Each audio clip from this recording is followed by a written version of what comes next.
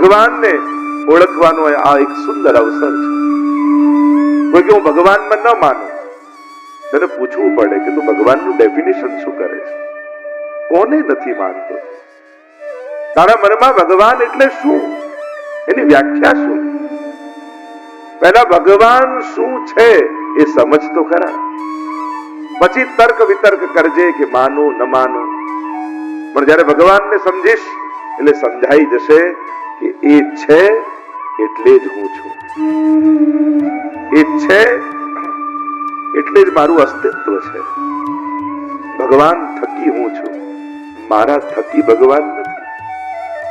સૂર્યોદય થયો હોય, આંખો બંધ કરી લઈએ ને કે ના અંધારું છે, એનાથી સૂર્યાસ્ત નથી થઈ જતો. એ તો આપણે આંખો બંધ કરી છે. બસ આંખો ખોલવાનો અવસર છે. વિસ્તારનું નામ તો વાસના છે, પણ 7 દિવસમાં આ વાસનામાંથી ઉપાસનામાં ફેરવાઈ જશે. કારણ કે અહીંયા ભાગવતજી બિરાજ્યા છે, અને જ્યાં ભાગવતજી બિરાજે, શાસ્ત્ર એમ કહે છે કે સમસ્ત તીર્થો આવીને ત્યાં વાસ કરે છે, સમસ્ત દેવતાઓ આવીને વાસ કરે છે. આમાંથી ઘણા વડીલ થઈ ગયા હોય અને ઘણા દિવસથી મનમાં ઈચ્છા હોય કે વ્રજમાં જવું છે ને જવાતું નથી, શરીર ચાલતું નથી. હરિદ્વાર જવું છે પણ હરિદ્વાર જવાતું નથી. બદ્રીનાથ જવું છે પણ બદ્રીનાથ જવાતું નથી જવાતું ને. તો હવે અવસર છે, આ ભાગવતજીની પરિક્રમા કરશો ને તો ભારતના સમસ્ત તીર્થોની પરિક્રમા થઈ જશે. એવું ભાગવતના મહાત્મ્યમાં કહેવાય છે. સમસ્ત તીર્થો આવીને ત્યાં વસે છે. અને એમ પણ તાંબાના લોટામાં પુરાઈને બીજા કોઈ આપણને ગંગાજીમાં લઈ જાય એના કરતા જાતે જઈને ના લઈ લઈએ? તકલીફ માણસને શું થાય? ગયા પછી બીજા તાંબાના લોટામાં વિસર્જન કરવા એને લઈ જાય. તો એમ જવા કરતા આપણા સંકલ્પ સાથે આનંદ કરતા કરતા તીર્થોના સ્નાન ન કરીએ? અને સમસ્ત તીર્થો ભાગવતજીમાં વસે છે. સમસ્ત 33 કોટી દેવતાઓ ને સમસ્ત અવતારો ભાગવતજીમાં છે. આ એક એવું મંદિર છે અત્યારે 7 દિવસ કે અહીંયા સમસ્ત અવતારો વિરાજમાન છે, સમસ્ત દેવતાઓ વિરાજમાન છે. ભાગવતની એક એક ક્ષણ અને એમાં બેસેલા જીવના આ સમસ્ત શ્રવણ કરવાનું કર્મ પરમાત્મા એક એક ઘડીને લખે છે. અને એટલા માટે આજે રવિવાર છે, રવિવારે તમે કથા સાંભળી એટલે જીવનમાં તમારે જેટલા રવિવાર આવેલા એ બધાના પાપ, એ દરમિયાન થયેલા સમસ્ત અપરાધો આજે રવિવારે કથા સાંભળવાથી સમસ્ત સમાપ્ત થઈ ગયા. એ રીતે સોમવાર, મંગળવાર પણ જે વાર ચૂક્યા એ તમારી જવાબદારીઓ. આપણે ત્યાં તો કહેવાય 7 દિવસમાં 7 દિવસ શ્રવણ કર્યું એટલે જીવનમાં 7 વારોના પાપ કપાય. એવા મહાત્મ્યની કથા કહેવાય છે. ભાગવત એવું મહાત્મ્ય છે. શ્લોકાર્ધમ શ્લોક પાદંબા, કહ્યું કે આખી કથા નહીં તો અડધી નહીં તો અડધો શ્લોક જે કંઈ પણ સાંભળ્યું. ઘણા કે અમને સમજાય નહીં એટલે અમે આવીને શું કરીએ? અરે આવશો તો સમજાશે. આ ભાગવત એ સંશયમાંથી સમાધાન સુધીની યાત્રા. સંશય લઈને શરૂઆત થાય અને સમાધાનમાં પૂર્ણ વિરામ થાય. ભગવાન એ પ્રશ્નાર્થનું નામ નથી, ભગવાન એ પૂર્ણ વિરામનું નામ છે. ભગવાન એ શંકાનું નામ નથી, ભગવાન એ જીવનમાં જાગેલા બધા પ્રશ્નોના સમાધાનનું નામ છે. ભગવાન જીવનનું સમાધાન બને, શંકા નહીં. અને ગમે તેટલું માણસ ભણ્યો હોય, ગણ્યો હોય, પણ એના જીવનમાં શાંતિ તો ભગવાનના શરણે આવીને જ થાય. આપણે નાના હોઈએ તો આપણને જુદા જુદા શીખવાડે, જો આમ બોલવું, આમ નહીં બોલવું, આમ ચાલવું, આમ નહીં ચાલવું, આ જોવાય, આ ન જોવાય. કોઈ એમ શીખવાડે છે કે બેટા સુખ ઈચ્છવું અને દુઃખ નહીં ઈચ્છવું? ક્યારે કોઈને શીખવાડવામાં આવે છે કે બેટા શાંતિ અને સુખ ચાહવાનું અને અશાંતિ અને દુઃખ નહીં ચાહવાનું? કોઈ નથી શીખવાડતું. છતાંય આપણે ઈચ્છીએ છીએ, ચાહીએ છીએ. તો આપણે શાંતિ રૂપે પરમાત્માને ઈચ્છીએ છીએ, આપણે સુખ રૂપે પરમાત્માને ઈચ્છીએ છીએ. કારણ કે એ તો પરમાત્માનું સ્વરૂપ છે, જ્યાં પૂર્ણ શાંતિ હોય, જ્યાં શાશ્વત શાંતિ હોય પરમાત્મા તમેવ શરણમ ગચ્છ સર્વભાવેન ભારત તત્પ્રસાદાત પરામ શાંતિ. એ પરમ શાંતિ ત્યાં જઈને મળે છે. અને એમ પણ દિવસમાં બધા કામ કરતા હોઈએ પણ અડધો કલાક ઠાકોરજીની સન્મુખ બેસી કેવો શાંતિ અને આનંદનો અનુભવ થાય. આજ તો પરમાત્માનું સ્વરૂપ છે, આજ તો આપણી ઈચ્છા છે, આજ તો આપણે ચાહીએ છીએ. ભાગવત કથા જેવો દિવ્ય પ્રસંગ વડોદરાના આંગણે આવ્યો છે. આપણે બધા જ ભાગભાગી થયા છીએ. શ્રીનાથજી બાબાએ વિશેષ કૃપા કરી છે અને ભાગવતજીનું સ્વરૂપ ધારણ કરી આ પરિવારને મનોરથી કરી. કારણ કે કથા તો કોઈ એક પરિવાર ભાગ્યશાળી બનીને કરાવે, પણ કથા હોય છે તો બધા માટે. અહીંયા બેસેલો દરેક વૈષ્ણવ એ રીતે જ બેસે જાણે કથાના મનોરથી એ જ છે. દરેક એ રીતે જ બેસવું, કારણ કે કથા તો બધા માટે છે. હા, પ્રભુ જેને નિમિત્ત કરે એને તો ભાગ્યની શું કહીએ. અને કથાનું ફળ પણ જેને આપણે અન્ન ક્ષેત્ર ખોલીએ એમ થાય કે જેટલા વધારે જમીને જાય એટલું પુણ્ય વધારે. આપણે કોઈ પ્યાઉ ખોલીએ અને એમ થાય જેટલા જલ પીને જાય એટલું પુણ્ય વધારે. એમ જ કથામાં પણ એમ હોય, એમ થાય જેટલા સાંભળીને જાય એટલું પુણ્ય વધારે. અને અમારા તો જો ને મનોરથી હોય કેટલી સુંદર સગવડતા આપ બધા માટે કરી છે. દરેક એરિયાઓમાંથી વિવિધ બસો ગોઠવી અને બધાને સુગમતા કરી આપી કે ચાલો બધા કથાનો લાભ લે. છે આજ શ્રીનાથજી બાબા. હવે આવી સુવિધા જે અત્યારે તમે અહીંયા બેઠા છો એવું નાથદ્વારામાં તો કોઈ તમને આપે? ત્યાં નિજ મંદિરમાં દરવાજા ખુલ્યા હોય, સામે સોફો હોય, ઉપર પંખો ચાલતો હોય, તમે શાંતિથી બેઠા બેઠા દર્શન કરો, આવું થાય? પણ શ્રીનાથજીને એમ થાય ને કે લાવ ને હું વડોદરા જાઉં અને શ્રીનાથજીમાં જે ક્ષણવાર ઝાંખી થઈને પણ સંતોષ માને છે એને વાણી રૂપે વાંગમય રૂપ ધારણ કરી 7 દિવસ એની જોડે રહું, એને ત્યાં મુકામ કરું. અને આ દિવ્ય ક્ષણો, કારણ કે એમ કહેવાય છે કે ભાગવત કથા એ કેવલ જીવના મનોરથથી નથી થતું, એ ભગવાનના મનોરથથી થાય છે. પ્રભુ જ્યારે ઈચ્છે ભાગ્યોદયેન બહુજન્મ સમર્જિતેન સત્સંગમં ચ લભતે પુરુષો યદા વૈ. એમ કહ્યું મહાત્મ્યમાં ભાગ્યનો ઉદય થાય. ઘણી વાર લોકો જુદી જુદી રીતે જ્યોતિષને બતાવે કે મારો ભાગ્યોદય ક્યારે. મને તો બતાવે તો હું તો એમ જ કહું કે જ્યારે કથાની કંકોત્રી છપાય માનજો આજે તમારો ભાગ્યોદય થઈ ગયો. કારણ કે આજે ભગવાને તમારા ભાગ્યમાં કથા લખી. જો ઘણી વાર કંકોત્રી તો ઘણાને મળે ન મળે, પણ કેવલ કંકોત્રીથી કથામાં ના હોય, જન્મોત્રીમાં લખ્યું હોય તો જ કથામાં આવી શકાય. આ તો ભગવાન ક્યાંક ભાગ્યમાં લખે તો કથામાં જવાય. તમે જીવનમાં અનેક નિર્ણય લીધા હશે, અનેક નિર્ણયો, બહુ મહત્વના નિર્ણયો લીધા હશે. ઘણી વાર સારા નિર્ણયો લીધા હશે, ઘણી વાર ખોટા નિર્ણય લીધા હશે, પણ તમે સર્વોત્તમ નિર્ણય લીધો ક્યારે કહેવાય? હું તો કહું આ પરિવારે કથાનું નક્કી કરી એમના જીવનનો સર્વોત્તમ નિર્ણય લીધો છે કે અમારા પરિવાર થકી શ્રીમદ ભાગવતજીનું આ પાન કરવા સમસ્ત જનોને મળે. અને કથા કેટલા કેટલા લોકોને દિશા આપી રહી છે, એમની દશા સુધારી રહી છે. કોઈને સુખમાંથી કાઢવો અઘરો, કોઈને દુઃખમાંથી કાઢવો અઘરો, એ આપણા સામર્થ્યમાં નથી. પણ સુખમાં કેમ જીવવું અને દુઃખમાં કેમ રહેવું એ વિવેક કથાથી સમાજને આપી શકાય છે. કોઈના પરિસ્થિતિ અને હાલાત આપણે બદલી શકતા નથી, પણ હા એની મનસ્થિતિ ચોક્કસ બદલી શકીએ.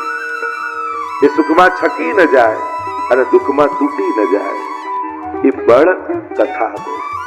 મેં તો ઘણા લોકોને જોયા છે, ઘણા કે જે જીવનમાં ઘણા એવા સંકટો આવ્યા, એવા દિવસો આવ્યા, પણ આપની કથાએ અમને બળ આપ્યું. અને બળ એવું મળ્યું કે દિવસો ક્યાં પસાર થઈ ગયા ખબર ન પડી. તો ઘણી વાર વસ્તુ આપવાથી જ સુખ આવે એમ નથી હોતું. સારી સમજણ આપવાથી પણ જીવન સુખી થઈ શકે. એક કન્યા પરણીને આવીને પતિને કહ્યું કે તમે મને સુખી કરશો. પતિએ કહ્યું તને સારામાં સારી કાર લાવી આપીશ, સારામાં સારું ઘર બાંધી આપીશ, સારામાં સારા દાગીના લઈ આપીશ, સારામાં સારા કપડા લાવી આપીશ, પણ સુખી થતા તને ન આવડ્યું ને તો બીજું કોઈ સુખી કરી શકવાનું નથી. સુખી થતા તો તારે જ શીખવું પડશે. પણ ઘણાના સ્વભાવ એવા હોય ને સ્વર્ગમાં મોકલો ને તો ત્યાં ઝઘડો કરી લે અને ત્યાંય ન ફાવે. એમ આજના વ્યક્તિને તો સ્વર્ગમાં ફાવે એમ છે જ નહીં. સૌથી પહેલા તો ત્યાં ઇન્ટરનેટ નથી, મોબાઈલ ટાવર નથી. હવે આના વગર ફાવે તમને? પછી ના પડે તો. અને એટલા માટે આજે જે સુવિધાઓને પરાધીન આપણે થયા છીએ એ સુવિધાઓ ત્યાં છે કે નહીં એ ખબર નથી. અને એટલા માટે સ્વર્ગ પણ હવે કેટલું સુખકારી જીવને હશે એ પણ એક પ્રશ્નાર્થ છે. અહીંયા સમય વેડફીશું નહીં, વાપરીશું નહીં, આપણી એક એક ક્ષણને વાવીશું. વેડફેલું ને વાપરેલું સમાપ્ત થઈ જાય પણ વાવેલું તો ઉગી નીકળે. યોગ્ય સમય આવે ને વરસાદ પડે કેવી લીલોતરી બધે છવાઈ જાય. આપણને લાગે અહીંયા કોણ વાવા ગયું હતું, ત્યારે બીજ પડ્યા હતા, બસ અનુકૂળ વાતાવરણ મળ્યું ને ફણગા ફૂટી ગયા.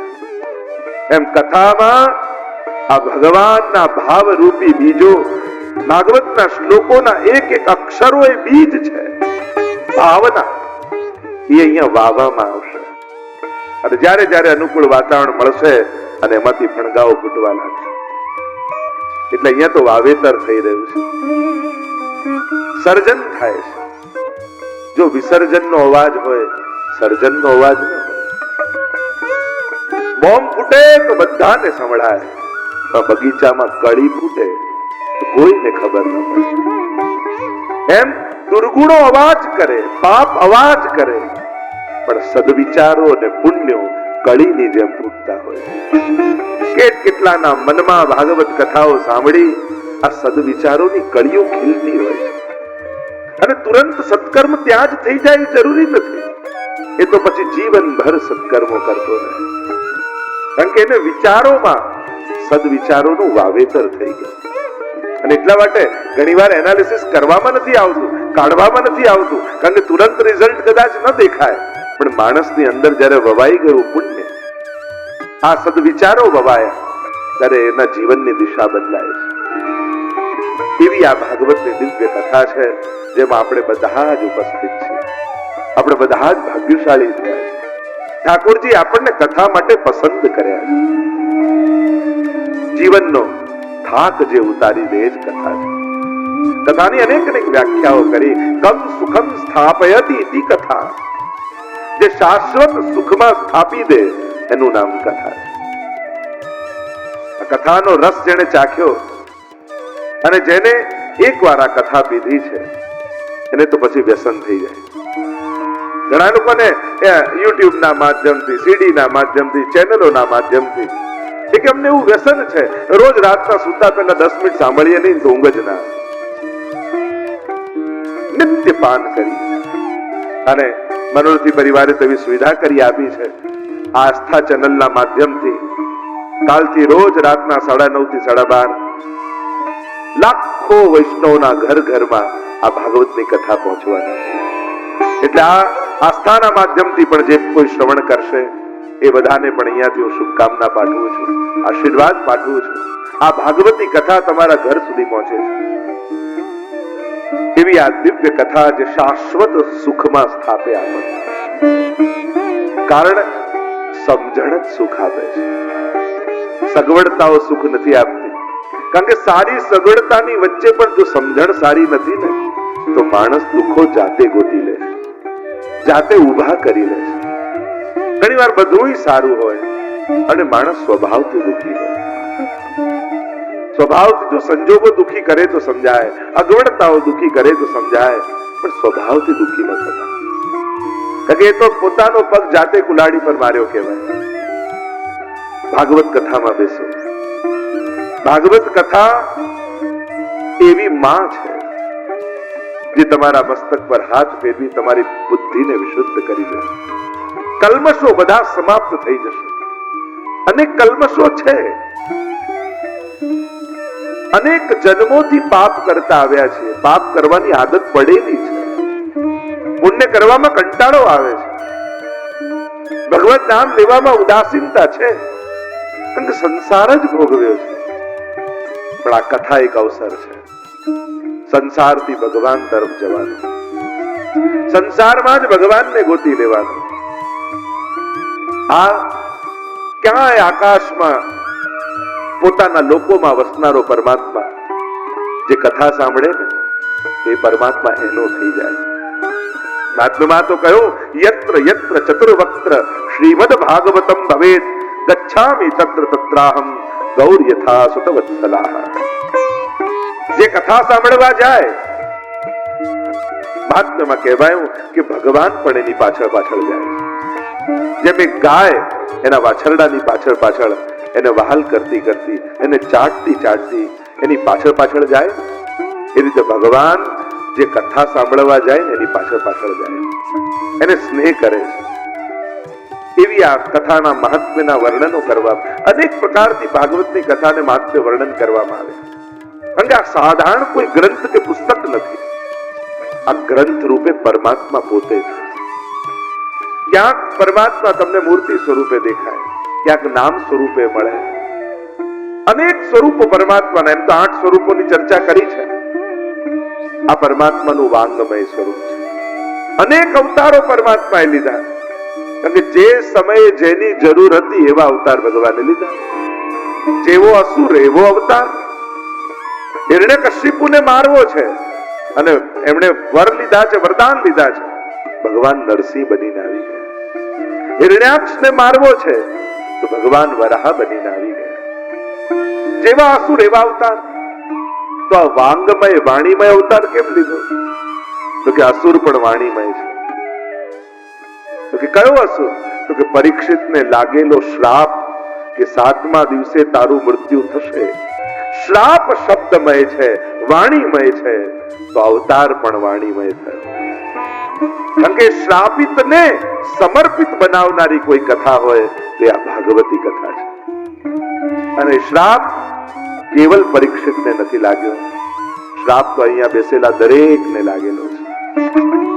7મા દિવસે મૃત્યુ એ દરેકને શ્રાપ લાગ્યો છે. સોમથી રવિમાં જ બધાએ જવાનું. 8મો વાર તો કોઈને મળ્યો નથી. અને એટલા માટે પરીક્ષિત મહારાજને ભાગવત કથા દ્વારા એમને પોતાનું કલ્યાણ સાધ્યું. એમ પ્રત્યેક જીવે જીવનમાં એકવાર ભાગવતજી સાંભળી પોતાના જીવનનું કલ્યાણ સાધ્યું. કારણ કે જે પોતાના જીવનના કલ્યાણનો વિચાર નથી કરતો એ પોતાના જીવન સાથે ધોખો કરે. કારણ તને માનવ બનાવીને એક અવસર ભગવાને આપ્યો અને તે ઉદ્ધાર થવાનો વિચાર ન કર્યો, તે તારી જાતનું કલ્યાણ કરવાનો વિચાર ન કર્યો, તો તને જે લાભ મળ્યો, તને જે અવસર ભગવાને આપ્યો એ તે વેડફી નાખ્યો.